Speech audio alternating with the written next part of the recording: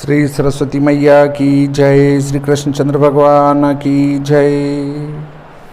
देखिए, अभी हम भोजन, जल, अन्न आदि के संबंध में चर्चा कर चुके हैं। अब चर्चा करने वाले हैं कि हमें जो पानी है, जल है, वारी नीर,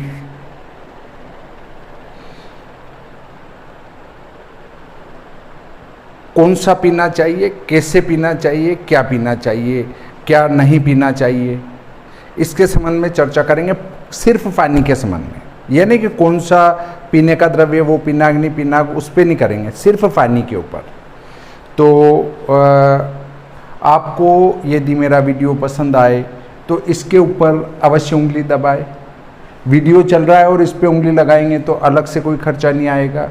इसको पसंद करना कहते हैं, अंग्रेजी में इसको लाइक कहते हैं। फिर भी यदि आपको पसंद नहीं आए तो वीडियो चलते हुए इसके ऊपर उंगली लगा देना, ये नापसंद हो जाएगा।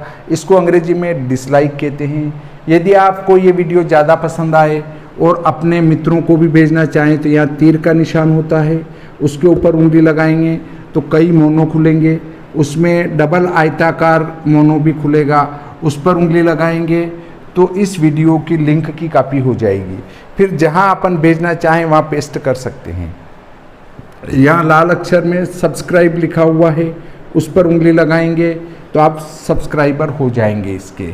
और यहाँ घंटी का निशान खुलेगा, उस पर उंगली लगाएंगे, उसके बाद 3 निशान खुलेंगे तो आल वाली को दबा देंगे, सभी वाली को। तो जैसे इधर से वीडियो अपलोड किया जाएगा तत्काल आपको सूचना मिल जाएगी कि इनके द्वारा ये एक नया वीडियो अपलोड किया गया है। तो सब्सक्राइब अवश्य करें और पसंद भी अवश्य करें। लीजिए, पहला सूत्र है, अंजलि से जल नहीं पीना चाहिए। ये किसने कहा है? मनुस्मृति स्कंद पुराण ने कहा है, न वार्यंजलि ना पिबेत। याज्ञवल्क्य स्मृति ने कहा है, जलम पिबेन्नांजलिना। सुश्रुत संहिता ने कहा है, नांजलि पुटेनायः पिबेत। कुर्म पुराण और पद्म पुराण ने कहा है, कुर्यानांजलि ना पिबेत। वशिष्ठ स्मृति में कहा गया है, न चापो अंजलि ना पिबेत। गौतम धर्मसूत्र में कहा है, नांजलि ना पिबेत। मार्कंडेय पुराण में कहा है, जलम नांजलि ना पिबेत। ब्रह्म पुराण में भी यही कहा है। गरुड़ पुराण में कहा है, पिबे नांजलि ना तोयम। तोय भी पानी को ही कहते हैं।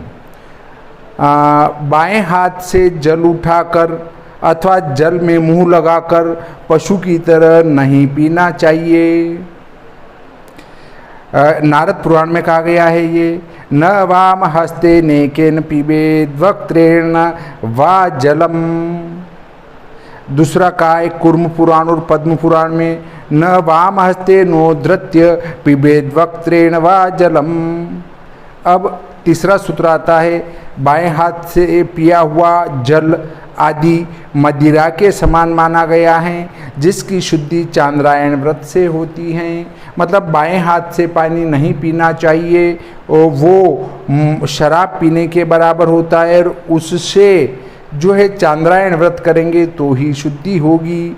ये किसने कहा है? बृहत पाराशर स्मृति में कहा गया है, उद्धृत्यवाम हस्तेन यत्किंचित पीबते द्विजः सुरापानेन तत्तुल्यं पीत्वा चांद्रायणं चरेत। और ब्रह्म पुराण में भी कहा है, क्या कहा है? उत्थायवाम हस्तेन यत्तोयं पिबति द्विजः सुरापी च स विज्ञेयः सर्वधर्म बहिष्कृतः। अब दूसरा ये कहा गया है, खड़े होकर जल नहीं पीना चाहिए। ये कहा गया है स्कंद पुराण में, न जलम चोत्थितः पिबेत। देखिए, जब हमारा शास्त्र कहता था कि खड़े खड़े पानी नहीं पीना चाहिए, वो ये नहीं कहता था कि आपके घुटने ठीक नहीं होंगे, घुटने खराब हो जाएंगे, घुटने दर्द ही करते रहेंगे। उनने कहा ये धर्म विरुद्ध है। तब हम जो पढ़े लिखे लोग थे वो कहते थे ये अंधविश्वास है, खड़े खड़े पानी पीने से क्या हो जाता है। हम 22वीं 25वीं सदी में जा रहे हैं, भारत आगे जा रहा है और हम खड़े खड़े पानी पीने के लिए शास्त्र पढ़ रहे हैं। भाई जब डॉक्टर ने वही बात कही MBBS करे हुए ने कि यार खड़े खड़े पानी नहीं पीना चाहिए और आपके घुटने ठीक ही नहीं होंगे यदि आप खड़े खड़े पानी पिएंगे तो, तब कहा कि तब हमने क्या कहा, डॉक्टर साहब ने खड़े खड़े पानी पीने के लिए मना किया है, घुटने ठीक नहीं होंगे। पर जब हमारे शास्त्र ने कहा था तब हम उसको अंधविश्वास मान रहे थे। ऐसे ही हमारे शास्त्र ने कहा है कि पक्ष में एक बार एकादशी का व्रत करना चाहिए, एकादशी को अन्न नहीं खाना चाहिए। तब हम क्या कहते थे, 25वीं सदी में जाने वाले पढ़े लिखे लोग, अंधविश्वास है ये तो। और जब वैज्ञानिकों ने ये सिद्ध किया कि सप्ताह में एक दिन भूखा रहने से कैंसर की जो कोशिकाएं शरीर में होती है वो अपने आप नष्ट होने लगती है, और जो नियमित रूप से एकादशी का उपवास करता है उस व्यक्ति को कैंसर होने की 90% संभावना नहीं रहती है, अर्थात उसको कैंसर नहीं होता है। तो ये तो हमारे शास्त्र पहले किए गए भाई कि सप्ताह में एक दिन एकादशी का उपवास करो, कुछ मत खाओ। तब हमको लगता था कि अंधविश्वास है, वो अंधविश्वास नहीं है। हमारा शास्त्र जो बात बता रहा है वो एक एक वैज्ञानिक हैं, परंतु हमने शास्त्र पढ़ा ही नहीं तो हमारे अंदर आएगा ज्ञान कहाँ से। अब देखिए अगला सूत्र 5वां कहता है, यदि पानी पीते पीते उसकी बूंद मुंह से निकलकर भोजन में गिर पड़े तो वह खाने योग्य नहीं रहता। पीने से बचा हुआ पानी पुनः पीने के योग्य नहीं रहता है। अर्थात हम जो पानी पी चुके हैं और उससे बचा हुआ जो पानी है उसको फिर नहीं पीना चाहिए, वो मदिरा तुल्य हो जाता है। पीने से बचा हुआ पानी फिर नहीं पीना, और पानी पीते समय यदि बूंदे भोजन की थाली में गिर जाए अन्न के ऊपर तो वो भोजन भी खाने लायक नहीं रहता है। ये किसने कहा है, महाभारत ने कहा है, पीवतः पतिते तो ये भोजने मुख निस्रते अभोज्यम तद विजानीयात् भुक्त्वा चांद्रायणम चरेत पीतशेषम तो तन्नाम न पेयम तन् पांडुनंदन। पैर धोने, अगला सूत्र है, पैर धोने, संध्या करने तथा पीने से शेष बचा हुआ जल कुत्ते के मूत्र के समान अपवित्र होता है। उसे पी लेने पर चांद्रायण व्रत करना चाहिए। अर्थात एक तो पैर धोने से, संध्या करने से और पानी पीने के बाद जो बचा हुआ पानी है वो कुत्ते के मूत्र के समान अपवित्र हो जाता है। अगर उसको आपने पी लिया तो चांद्रायण व्रत करने के बाद ही आपकी शुद्धि होगी। देखिए ये किसने कहा है, चाणक्य नीति ने ये कहा है, पाद्य पीतावशेषम च संध्या शेषम तथैव च श्वानमूत्र समम तोयम पीत्वा चांद्रायणम चरेत। अगला सूत्र आता है, देखिए इसके संबंध में मैं बताता हूँ। जब हम योग करते थे तो हमें अंधविश्वास लगता था, अरे क्या फूंक मारना। पर जब वो विदेशों में गया और योग से योगा बनकर आया तो हम बड़े फूले नहीं समा रहे हैं और हम कह रहे हैं योगा करते हैं। हम योगा नहीं करते हो, योग करते हो। और वो हमारे पूर्वजों ने, हमारे पुरखों ने ही विदेशों में पहुंचाया उस योग को, वहां से उन लोगों ने योगा बना के आपको थोप दिया, बस और कुछ नहीं है। और आप फूले नहीं समा रहे कि योगा कर रहे हैं। हम योगा नहीं कर रहे हैं, योग कर रहे हैं। अब दूसरी बात आती है कि हमको जो जो हमारे पुरखों ने पुराणों में जो सूत्र दिए हैं वे सूत्र बहुत ही महत्वपूर्ण है। देखिए वेदों में योग नहीं है, षडंग वेद हैं, वेद के 6 अंग हैं, उसमें योग कहीं नहीं है। योग जोड़ा गया है पुराण काल में। अब आप कहेंगे इतना महत्वपूर्ण अंग था तो वेदों में क्यों नहीं जोड़ा गया। वेदों में योग को इसलिए नहीं जोड़ा गया कि जैसे आपका भ्रामरी प्राणायाम है तो वेदों के पाठ में मकार जब आता है कर्तव्यम, तो आपका भ्रामरी प्राणायाम स्वतः हो जाता है। उसमें एक ही लाइन, एक शब्द पूरी लाइन का होता है। तो जब बालक पाठ करता है तो उसको पूरी लाइन का एक शब्द एक ही बार में बोलना होता है, तब उसका श्वास अपने आप रुक जाता है। और उसमें जो वेद के अंदर जो ऋचाएं हैं, उन ऋचाओं को इस प्रकार से पिरोया गया है, इस प्रकार से रचित किया गया है कि आपके सारे प्राणायाम उस वेद पाठ से हो जाता है।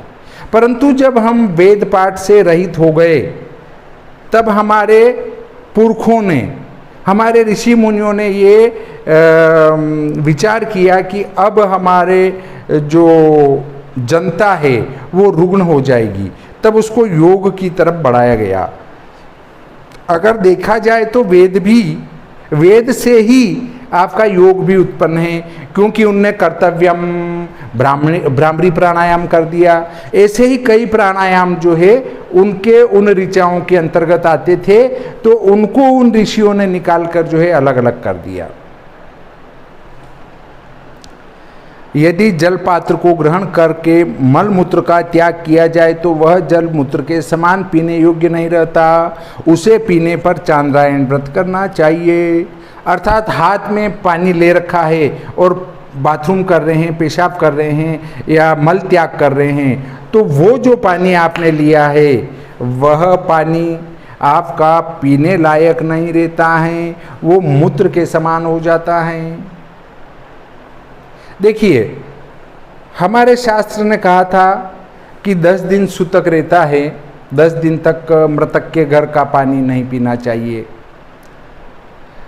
अब उसको जब हम अंग्रेजी में कह रहे हैं सोशल डिस्टेंसिंग रखें, जब हम कहते थे दूर दूर बैठो, तब लोग कहते थे ये छुआछूत करता है।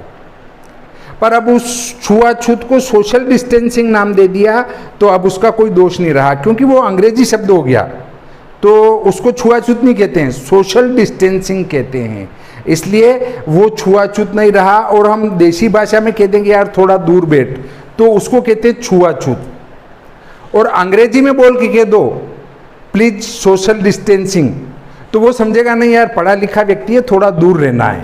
पर वही बात अगर हिंदी में कह दो और पंडित जी कह दे फिर कि यार भाई साहब थोड़ा सा दूर बैठिए, तो कि ये पंडित जी के मस्तिष्क में छुआछूत भरी हुई है, इसलिए हमको दूर हटा रहे हैं।